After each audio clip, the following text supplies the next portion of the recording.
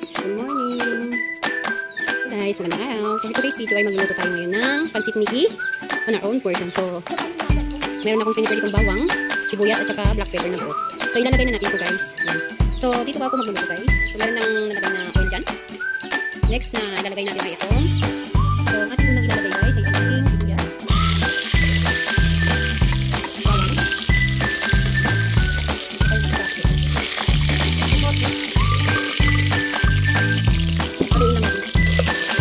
Hanggang sa mag-golden brown.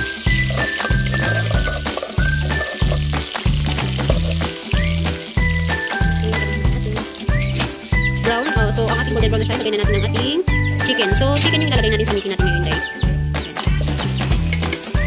Haluin nito natin. Masarap magluto sa, ano guys, sa kahoy. Kasi mas masarap yung lasa. Pansit Miggy dapat sa kahoy tayo nagluto, guys. Antayin lang natin siyang mag-brown.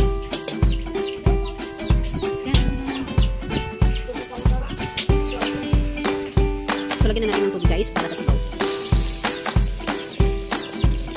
Antayin din natin kumulo.